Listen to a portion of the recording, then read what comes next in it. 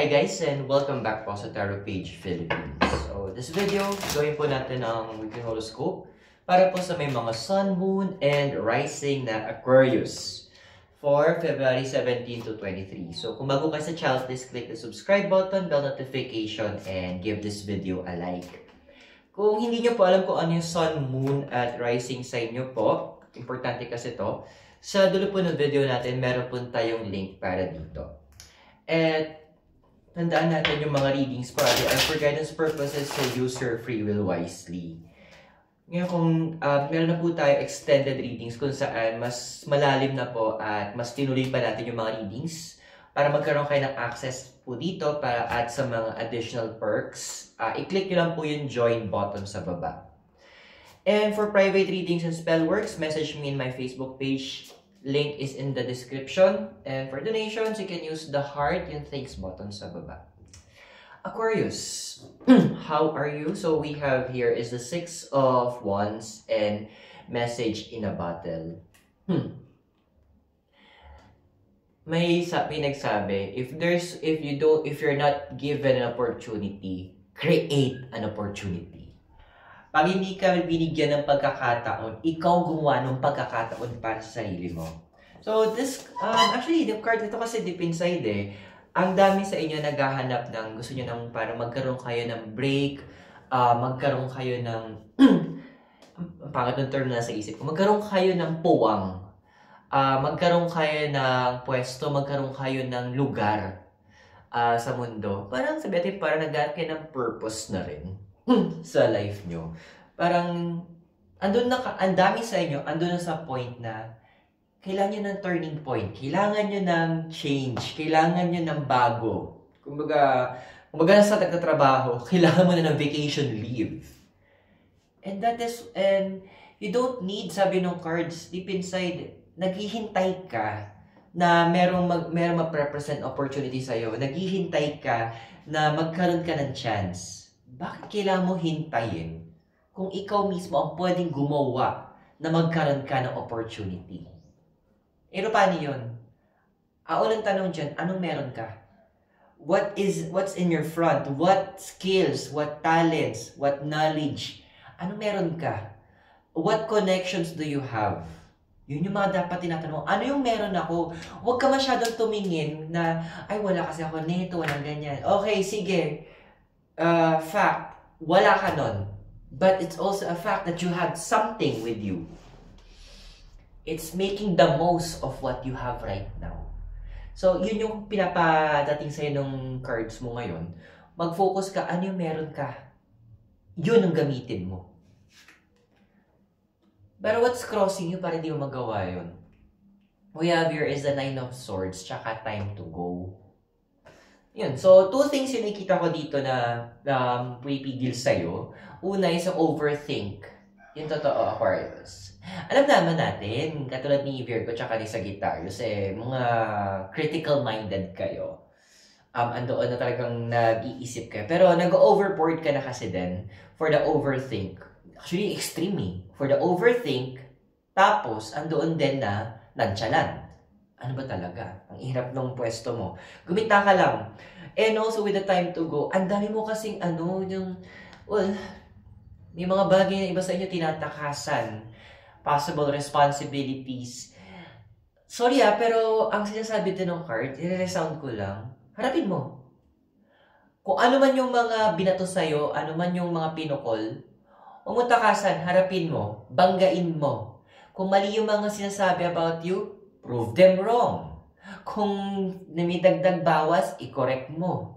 May karapatan ka magsalita, sinasabi ng cards. Huwag mong takasan kasi may mga moments na hindi natin dapat pinapatulan yung mga bagay. Pero tulad nung overthink mo na nag-overboard na yun, nag-over na rin yung mga sinasabi. And most of mga binabanggit against you or mga kwento tungkol sa'yo is dagdag bawas. It's time to set the record straight. Oras na para i-correct na yon.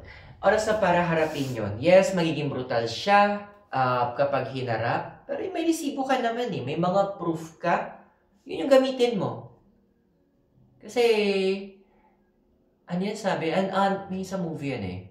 I think Legally Blonde 2. Sabi doon, an honest voice is louder than a thousand lies. True. Totoo naman. Kasi the truth will always set us free eh.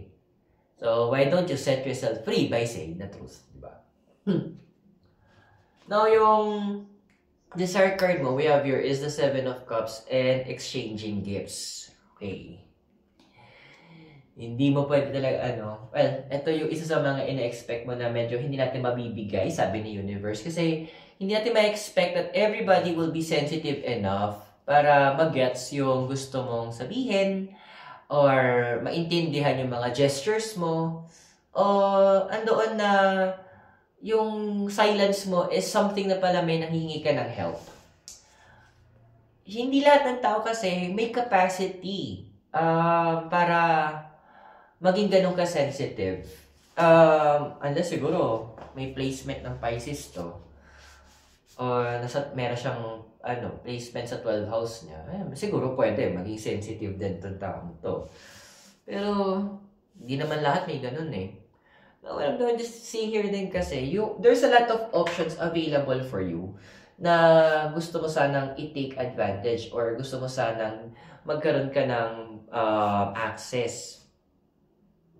Pero hindi pwede. One at a time lang. And right now, the universe is asking you, Aquarius, ano yung mga priorities mo ba?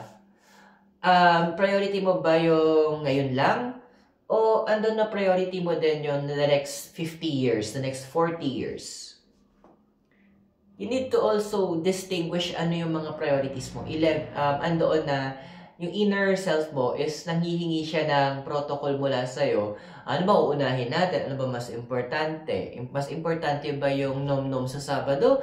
O mas importante sa'yo kapag ipon ka para eventually may magamit ka na pang down ng property na bet mo? Pipiliin mo ba yung temporary happiness o yung long-time security? It's an option na pinapigisa ng universe. And I trust, matalino ka, madunong ka, alam mo yung pipiliin mo. Now, your foundation is the Page of Pentacles and Never-Ending Story. Ayun na nga, di ba? May sabi dito, minsan may mga kailangan kaharapin. Well, in the past, then, foundation mo kasi, hindi naman siguro lahat to, pero marami din sa inyo na parang most ng mga parang walkout situations yung ginagawa nyo. Pero, ito yung gustong ipaalala sa'yo ng cards. Okay, valid nung na nagkaroon ka ng naging negative or naging masakit sa'yo, pwedeng naging actions or wordings sa ibang tao. Pero, balik ka rin tanungin din natin, what caused, ano yung naging dahilan, bakit nagganon yung ginawa nila?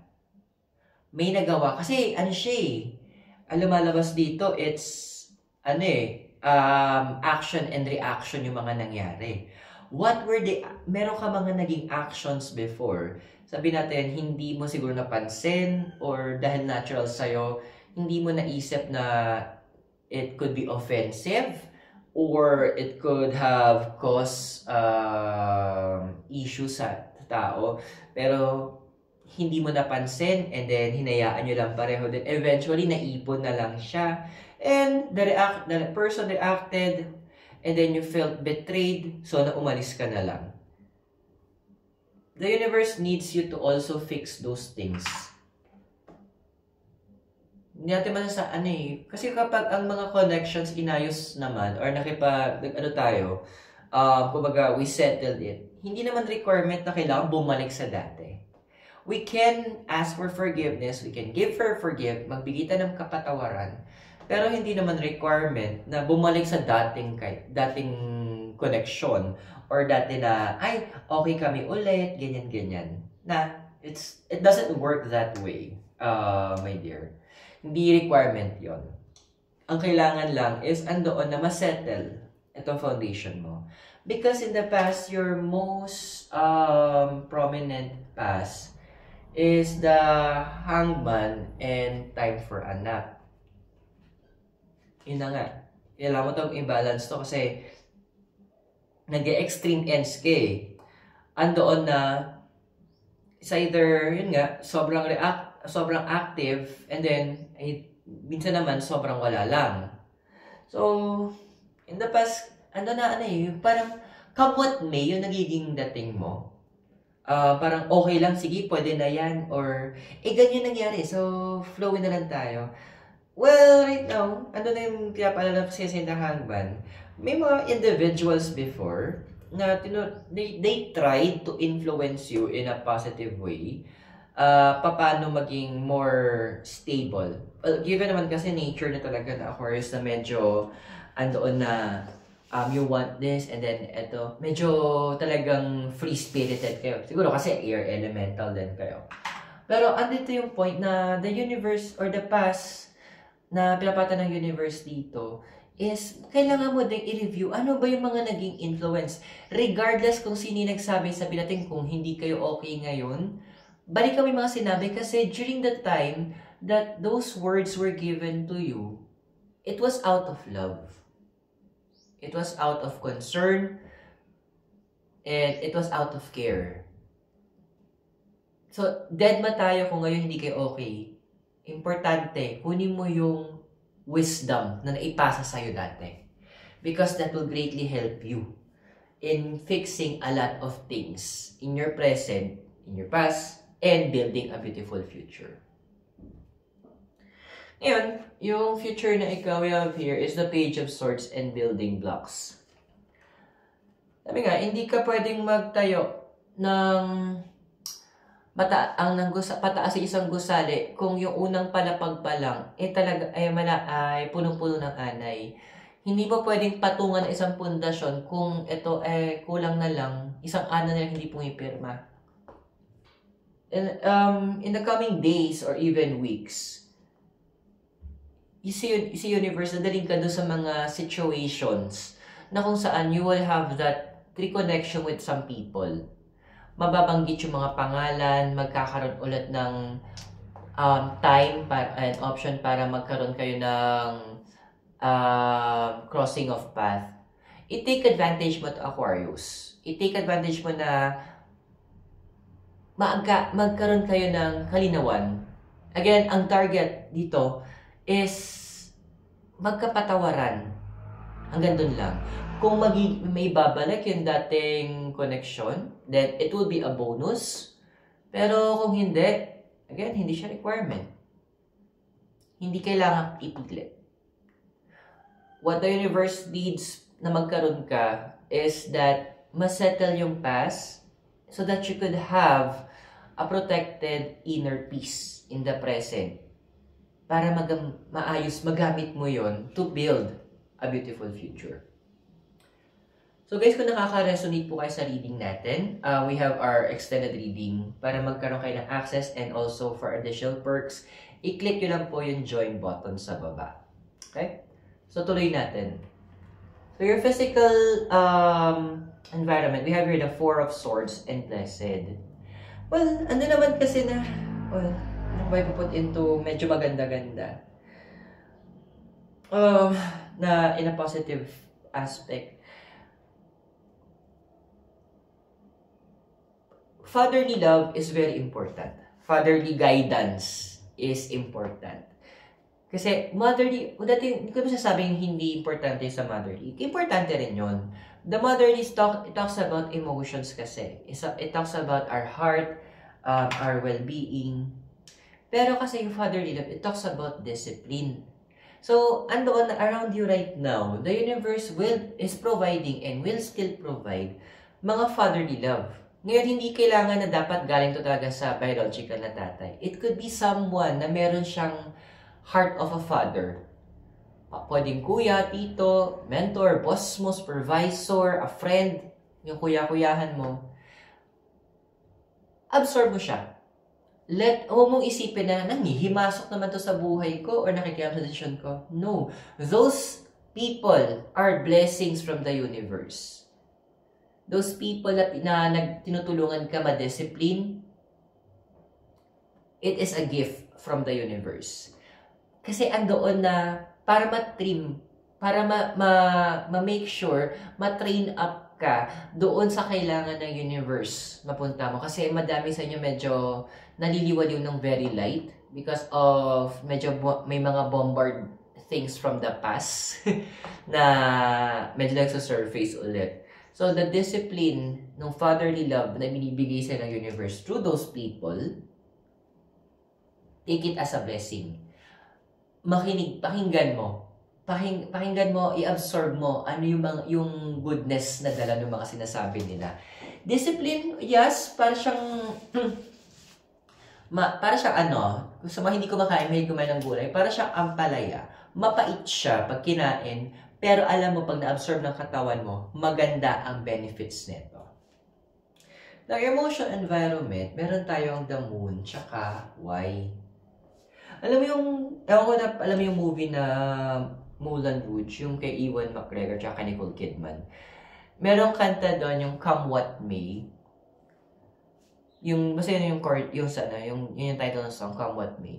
Kasi kung kukunin mo yung term na come what may, parang in Tagalog, di ko anong dumating, yun na yun. Kung ano mangyari, yun na yun. Kung ano ipadala, yun na yun. Emotionally, nagiging ganun ka. Ang dapat yung iba sa inyo. Parang, okay, sige. Hindi siya nag-respond. Okay. Wala naman siya, wala siyang pakialam. Pero okay lang. Hindi mo na siya parang dead man na, wala ng question. The card is actually advising na i-address mo din yun. Kasi, the universe wants you to understand na yung self-worth mo din is hindi nakabase kung ano yung magiging response ng mga tao. Hindi siya nakabase kung ano yung magiging sasabihin ng mga tao. Kung ano yung magiging reaction nila. Your worth, ikaw ang magsasabi kung anong worth mo. Kung ang worth mo is kailangan naghahabol ka sa iba, ganyan yung worth mo. Ikaw magsasabi. Ikaw magbibigay ng value. Parang yung basa ko pag bumili ka sa tindahan ng mineral water, merong 12 pesos. Pag binili mo siya sa convenience store, parang nasa 30. Pero pag bumili ka sa mga terminal ng bus, ay ma'am, nagiging 40. Pero mas tumambling ako nung nasa aeroplano. Parang nasa 50 siya. Pero same bottle. Same laki. Nag-iiba lang yung price niya. Depende doon sa location. So that's why, yun din yung sasabi. Asan ka ba ngayon? At yan ang value mo sa sarili mo. Know where you are valued din. Sabi ng universe sa'yo. In terms of your emotion. Your hopes and fears, we have here the Two of Pentacles and the Yin. Hindi ko alam kung sino, parang medyo specific to, na medyo in terms of finances, career, and business, medyo nag-aalanganin yung flow ng pera. And there is a certain fear na what if hindi umabot doon sa yung tinatawag natin pecha de peligro, parang hindi magkasya. Now, the card of the Yin is advising kasi this is about this is the female energy, yung yin yang. Pakiramdaman mo din. What are the things na when on your mind, alamin mo baka mamaya may mga bagay kasi na hindi mo napapansin na hindi naman pala nagiging maayos or maganda na pinagkakagastosan mo yon. And also pakiramdaman mo, okay, nakakatanggal ng stress sa akin to, pero nagbe-benefit ba ako dito in terms of monetary? Kumikita ba ako? Itong mga pinaggagawa ko pa ito, pinagbibili ko to, eventually ba kapag may mga kailangan ko ng money, can I use it as a collateral? Diba? Meron akong friend na ang collection niya, bumibili talaga siya ng mga shoes. Kasi yung mamahalin talaga. Name the brand talagang, nagkakagastosan niya yun.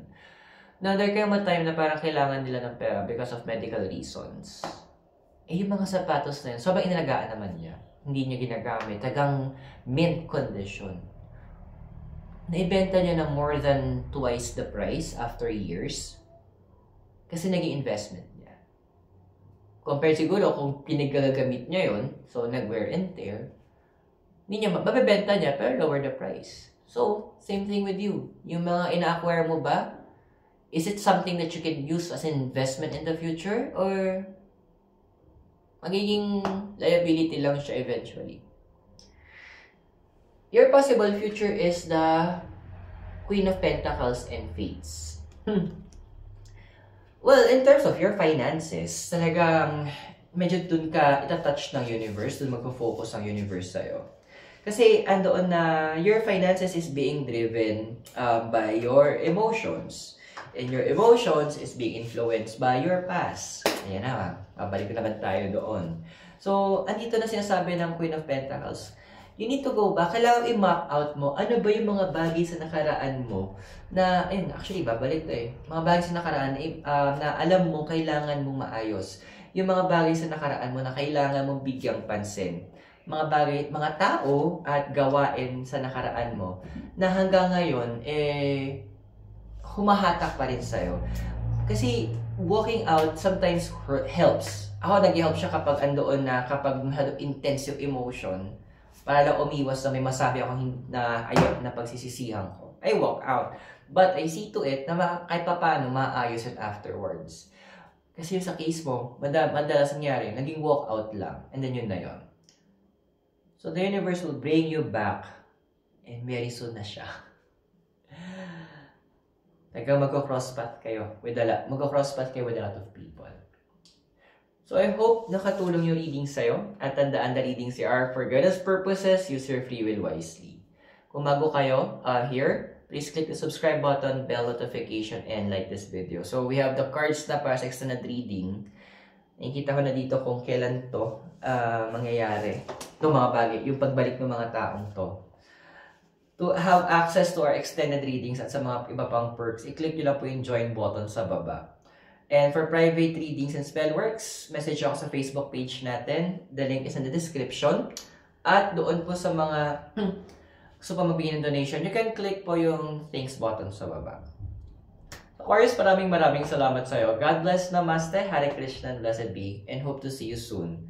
Wala po dito sa Dominican Hill in Baguio City. You have a great day, and I'll see you in our extended readings po. Bye-bye!